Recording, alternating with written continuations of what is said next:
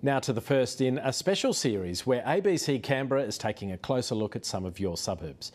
We're kicking off in West Belconnen, in Charnwood. My colleague Dan Borscher and I have been meeting some of the locals, and Dan is still out and about.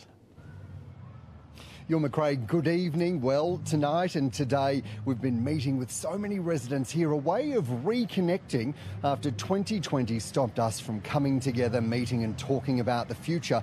That's exactly what was happening today with those residents who came and spoke to me and the rest of the team, including 11-year-old Miley, who's a girl guide, who says that this is such a strong community where people come together, although she does reckon there needs to be some extra parking around the brand new and very fancy, as she pointed out, netball courts. Margaret, on the other hand, came to visit for 6 months for a job. Well, that was 50 years ago, and she said she's got no plans to leave, loves the lifestyle here, is worried, though, about the way development might see us as a city of high-rises.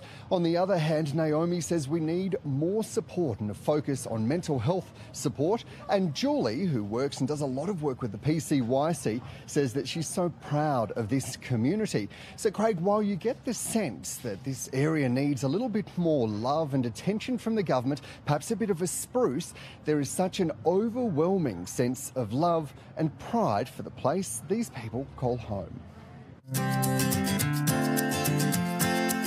This is Charnwood Shopping Centre. At first glance, it does seem a bit run down, unloved even. But dig a little deeper and you'll find it's the beating heart of a tight-knit community. Oh, caramel slice was delicious. Does Nathan do caramel slice? I don't know. Caramel slice would make my day, but we have to ask Nathan if he knows how to cook it.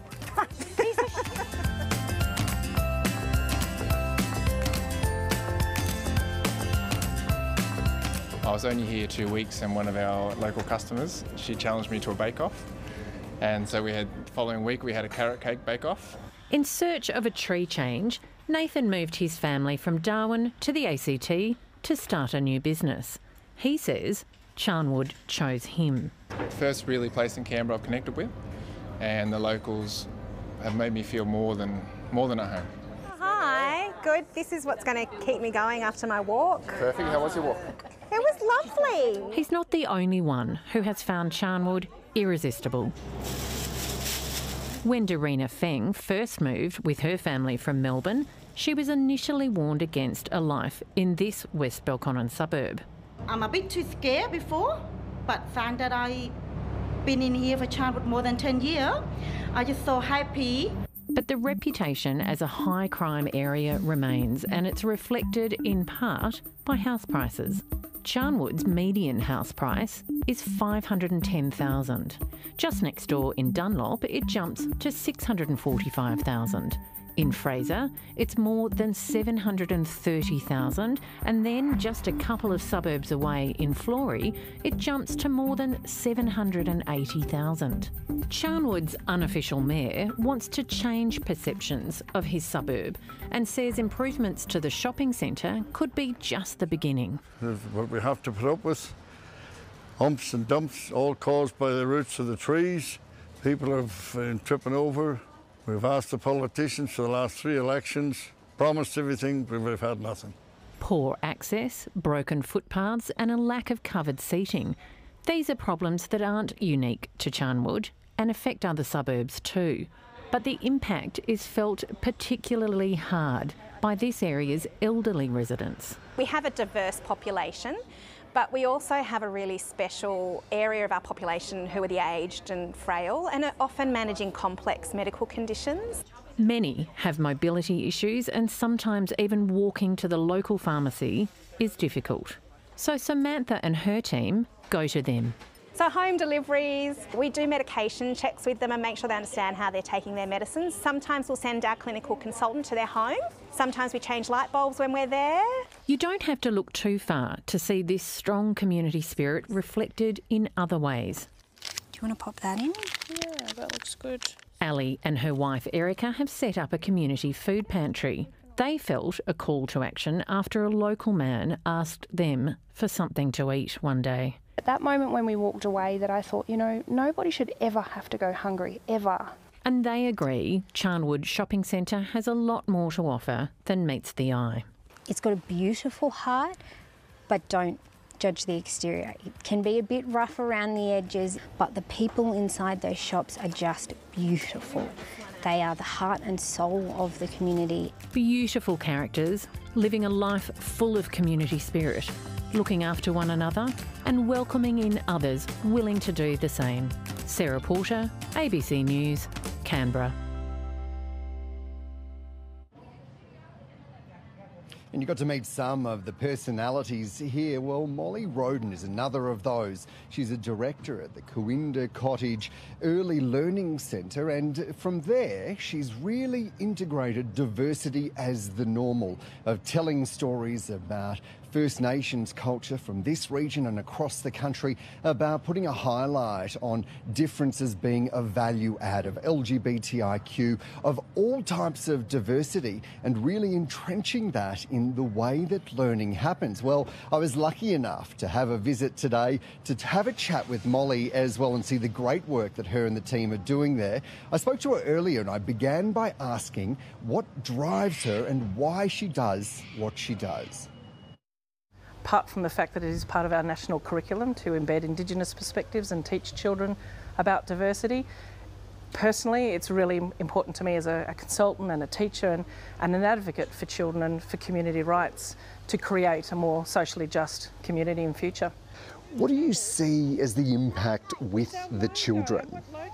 The children directly, I think the learning has been so authentically and richly embedded that it's just a constant conversation. It's a constant topic, talking point, rather than a thematical learning journey, and it's just become part of who they are and essentially their families. I mean, we have families here who come in and say, our daughter makes us do the acknowledgement before dinner every night now, thank you. And we're learning things from our 5-year-old that we weren't taught at school. What do you think the impact of that will be with these young children as they grow up? As they grow older, I think they'll be more socially just and righteous. They're already calling people out.